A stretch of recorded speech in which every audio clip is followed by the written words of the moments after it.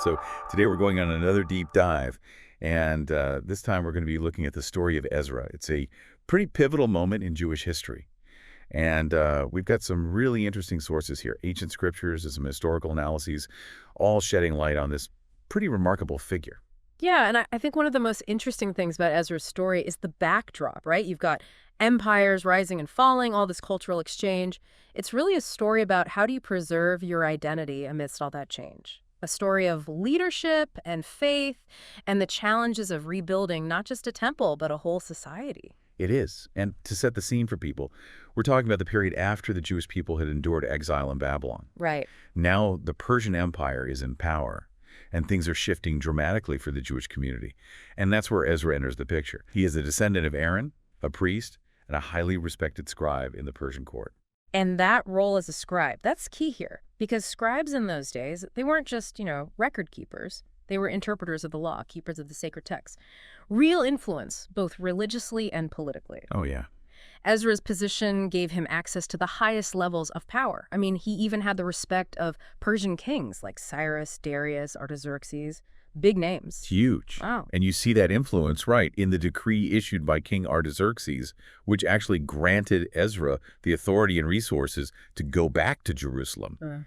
And this wasn't just a homecoming. This was a mission, right, to rebuild the spiritual and social fabric of a community fractured by that exile experience. Oh, absolutely. What really strikes me is the Persian Empire's role in all of this. I mean, they could have very easily kept the Jewish people dispersed and weakened. But instead, we see this surprising level of tolerance, especially from Cyrus. He allowed them to return and rebuild their temple. Why? What was going on there? Yeah, it's remarkable when you think about the prevailing attitudes, of ancient empires. But Cyrus, he actually allowed conquered people to keep their religious practices and even supported rebuilding sacred spaces. I mean, it was pragmatic in a sense, right? Keep your subjects loyal. But the effect it had on Jewish history was huge. It allowed for this restoration of their religious life in Jerusalem. Yeah, and it wasn't just like a hands-off approach either. You see evidence of pretty direct Persian involvement in the administration of Judah. Yeah. Like with the appointment of Sesbazar, this Persian official, as Prince of Judah. Yeah. They were actively shaping the political landscape, right? Yeah, for sure. They were deeply intertwined with the rebuilding efforts. And, the discovery of Cyrus's decree, which we actually found inscribed on a clay cylinder in a fortress city called Akhmeda, that underscores just how far their reach was. But it wasn't all smooth sailing. I mean, navigating this complex web of imperial politics, it had its challenges. I bet. We see in the sources that Ezra and the Jewish community actually faced opposition from neighboring peoples who were kind of wary of this resurgence of Jewish power. Makes sense. Almost like they were caught between a rock and a hard place. On one hand, they need the Persian Empire's support, but on the other hand, you've got this local resistance, and these imperial policies are always changing. Yeah, and that tension is further highlighted, I think, by the actions of later rulers like Artaxerxes and Darius, who at times actually kind of hindered the rebuilding efforts, for their own political reasons. Yeah, never straightforward, is it? Never straightforward. So in the midst of all this political maneuvering, let's talk about the actual rebuilding of the temple itself. Okay. The sources describe this initial wave of returnees led by Zorobabel, a descendant of King David. And their very first act was to build an altar. It was a powerful symbol, signifying that return of religious practice. Oh, it was. And that moment when they laid the temple's foundation, I mean, can you imagine? The elders weeping, remembering the former temple, the younger generation dancing with hope for the future, powerful symbol of resilience, this people reclaiming their spiritual center after, decades of exile. It's an incredible image. Yeah. And yet, as we know, it wasn't a smooth or easy process, right? Yeah. There were setbacks and delays and a lot of opposition. Yeah. Sources mention these conflicts with neighboring groups, false accusations against the Jewish community, Right. even a temporary halt to construction ordered by King Artaxerxes. And that precariousness, it really highlights how vulnerable the Jewish community still was. Yeah. Even with the Persian Empire's tolerance, I mean, they're still susceptible to all these local tensions and the whims of these rulers. But what's fascinating to me is how they persevered. They drew strength from their faith, from the prophetic voices that emerged during this time. Yeah, the sources actually highlight the crucial role of those prophets, like Haggai and Zechariah, and their messages of encouragement, reminding people of God's promises, calling them to remain faithful. That played a big part in keeping these rebuilding efforts alive. Right. They fueled that community's determination. I mean, their words, they offered hope amidst uncertainty and opposition. And then that ultimate completion of the temple, I mean, it really stands as a testament to their unwavering faith and perseverance, a triumphant moment. Absolutely. And this is where things get even more interesting. Years after the temple's completion, we have Ezra arriving on the scene, leading a second wave of returnees. But before we dive into that, something I'm curious about. The sources mention this very real fear that Ezra had of attacks during his journey back to Jerusalem. It makes you think about how dangerous travel must have been in those times, and just how precious the cargo he was carrying with him must have been. Yeah, that's a detail that speaks volumes about the community's vulnerability, right? Even under the protection of the Persian Empire, there's still this minority group navigating, a really complex and often hostile landscape. Even Ezra, this prominent figure, he had royal backing, but still felt the need for armed guards. It's pretty striking. Yeah, it highlights the significance of what he was bringing with him. And I'm not just talking about the material riches, the gifts from the king and Jewish supporters. Right. But those scrolls containing the law, the key to their religious and cultural identity. Absolutely. I mean, forget the gold and silver. Those scrolls, they were the essence of their faith, the foundation of their community. Ezra's journey was more than just a physical return to Jerusalem. He was symbolically bringing back the heart of their faith. So picture this. Ezra arrives in Jerusalem. The temple is rebuilt. You'd think it'd be a moment of pure celebration and relief. But that's not quite how it goes, does it? It doesn't. Ezra's arrival is a turning point. It shifts the focus from that physical rebuilding to this deeper concern with the spiritual and social health of the community. And here's where the sources reveal something, complex and even a bit controversial about his mission. What he saw when he arrived, it really troubled him, shook him to his core, and it leads him to take some pretty drastic measures. So we've got Ezra, this influential figure, arriving in Jerusalem. It's been a long journey, a perilous one. He's brought riches, but more importantly, he's carrying the weight of the law. What was it he saw that shifted his mission so drastically? Yeah, what he encountered wasn't exactly this picture of pure religious devotion. In fact, what he witnessed, it threatened, at least in his eyes, the very core of their covenant with God. Intermarriage between Jews and the surrounding people. This wasn't just social or cultural for Ezra. This was a matter of spiritual survival. It wasn't just personal preference for Ezra, was it? You really get a sense from the sources that he was devoted to the Mosaic law, to the letter. He saw these marriages as a violation of their covenant with God, a real threat to the purity of their faith. Exactly. It wasn't simply about families blending, it was symbolic. Merging with cultures who worshipped other gods, a blurring of the lines that he believed God had drawn for the Israelites. And remember, they'd just returned from exile. That trauma had shaken their sense of identity to the core. Right. So strict adherence to the law, including the prohibition on intermarriage, it was essential in his mind for rebuilding, for reaffirming their relationship with God. It's almost like he felt this urgency to reinforce their identity, draw a very clear boundary between us and them in a world where assimilation was a constant threat. Right. And after the upheaval of exile, you can see why maintaining their traditions, their beliefs, would feel so crucial for survival. Absolutely. You've hit a key point there. To understand Ezra's concern, we really need to consider that historical context. They were a small community surrounded by these much larger, more powerful cultures. Assimilation wasn't just theoretical, it was a very real danger. Ezra believed preserving their unique identity, their religious practices, their laws, it was paramount to their continued existence. They were God's chosen people, and that had to be protected. But dissolving these marriages, these families, the relationships, that must have been incredibly difficult. Painful. Oh, without a doubt. The sources don't shy away from the complexity of the emotional weight of it all. Lives were disrupted, families divided. You can imagine the community itself was probably split over this. Ezra's actions, they really demonstrate how much he valued religious purity. But it does raise questions, doesn't it, about balancing principles and navigating the complexities of human relationships. It's messy. It is. And it makes you wonder about the unintended consequences, too. Did his efforts to unify the community around this strict interpretation of the law, did it actually create new divisions? How did those forced to dissolve their marriages? How did they reconcile that experience with their faith? Such good questions. And the sources, unfortunately, they don't give us those personal accounts. But they do offer glimpses into the process.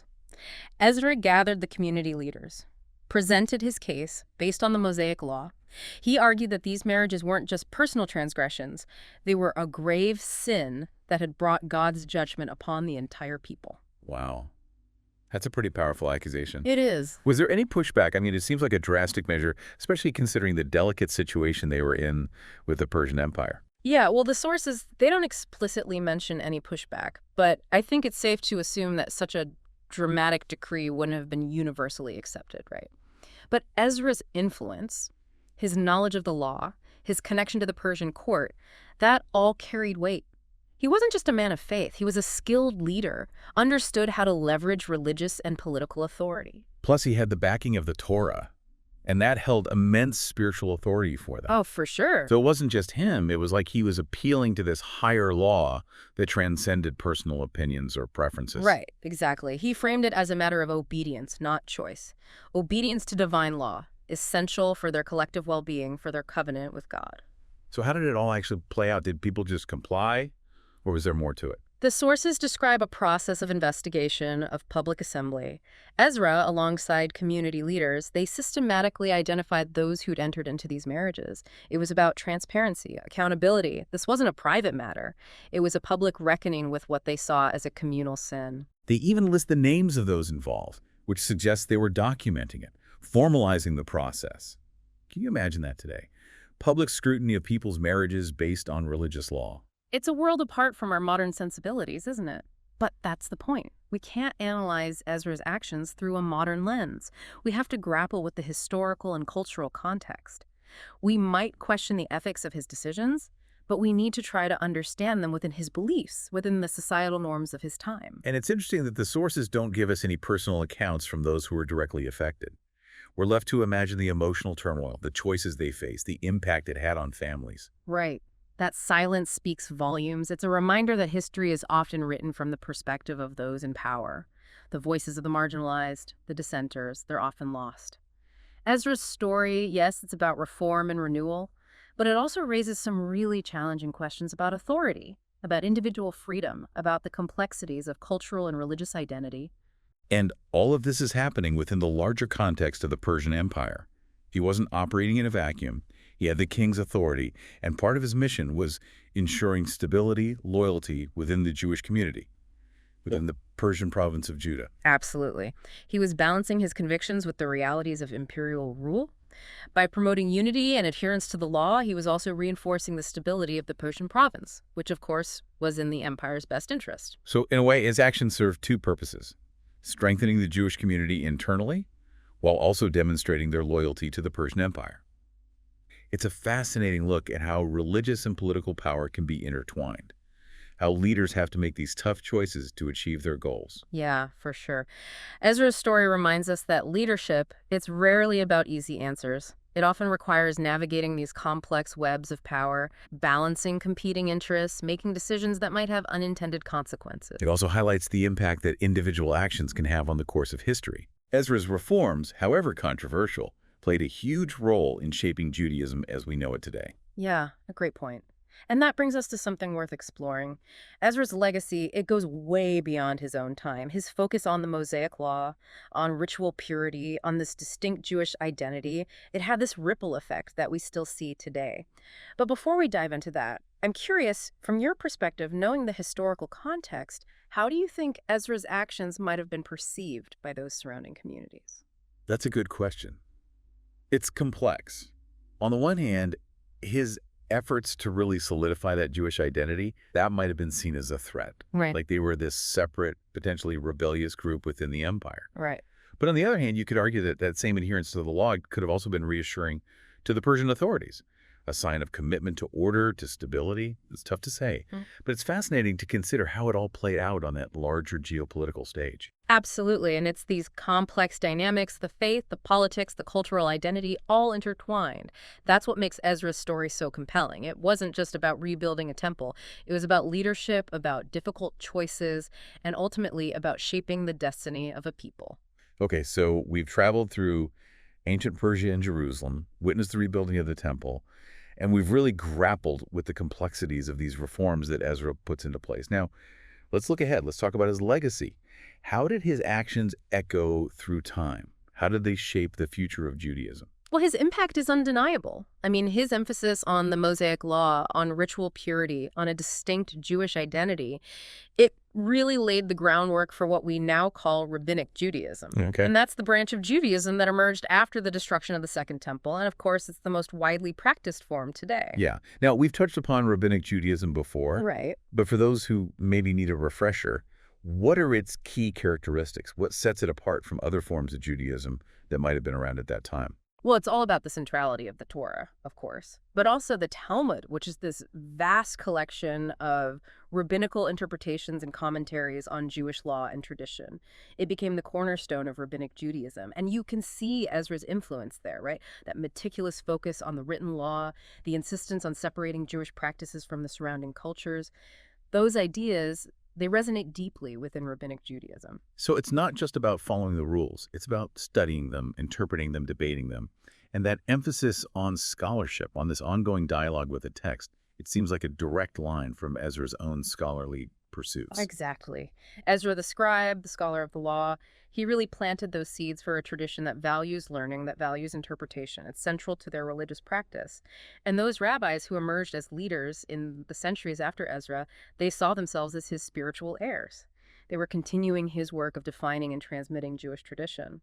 It's like he set in motion this intellectual and spiritual lineage that's still alive today. It's incredible to see how one person's actions can ripple outward, shaping not just their own time, but the course of a religion for centuries.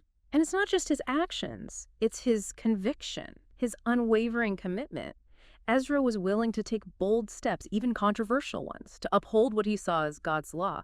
And that kind of conviction, I think, that willingness to stand up for your beliefs, even when you face opposition, that's a powerful legacy in and of itself. That makes you think about leadership qualities that kind of transcend time. Mm. We might not agree with every choice Ezra made, but his dedication to his principles, his courage to act on them, those are qualities that resonate, I think, with anyone who's trying to make a difference in the world. It also speaks to the power of ideas. Ezra's ideas about religious purity, about preserving a distinct Jewish identity, those didn't just fade away. They were debated, they were refined, reinterpreted by generations of scholars and leaders. And ultimately, they shaped the way Judaism evolved, how it adapted to new circumstances. It's a reminder that history isn't static, right? It's this dynamic process, this conversation across generations. And Ezra's story, it's woven into the very fabric of that conversation. And that's what makes studying history so compelling, isn't it? It's not just about the past. We're engaging in a dialogue with it, grappling with its complexities, and maybe finding some insights that can inform our own lives, our own perspectives. So as we wrap up our deep dive into Ezra's world, what are some key takeaways for our listeners? What can we learn from his story, even if we're not, scholars of ancient texts or leaders of religious communities? I think there's a lot to take away, honestly. First, I'd say it highlights the importance of conviction, having the courage to act on what you believe, even if it challenges the norm. Ezra reminds us that individuals can make a profound difference, even if their actions are controversial or meet with resistance. Right. And it underscores the importance of knowledge, of education. Yeah. Ezra, as a scribe, devoted his life to studying, to interpreting the law. And that commitment to truly understanding the foundations of his faith, it shaped everything he did. And that's something that feels so relevant today. We live in a world where information is everywhere, but it's often surface level. That dedication to deeper knowledge is something we could all benefit from. Absolutely. Ezra's story, I think, encourages us to engage with the ideas that shape our lives, to really seek understanding, to ground our actions in something more than just fleeting opinions or trends. And finally, Ezra's story speaks to the resilience of the human spirit. He and the Jewish community faced such immense challenges: exile, loss, political upheaval. And yet they rebuilt, they reconnected with their faith. They laid the groundwork for a future that's still unfolding today. And that's a message of hope, of perseverance that I think transcends time and culture. Beautifully said. Ezra's journey is a powerful reminder that even when things feel insurmountable, even in the face of adversity, we have the potential for renewal, to find strength in our beliefs and build a future that honors the past while embracing the present. That's a great place to end our deep dive. Thanks for joining us. We hope you've gained a deeper understanding of Ezra, of his lasting impact, and the lessons his story holds for all of us. Until next time, keep exploring, keep questioning, and keep diving deep into this fascinating world of history and ideas.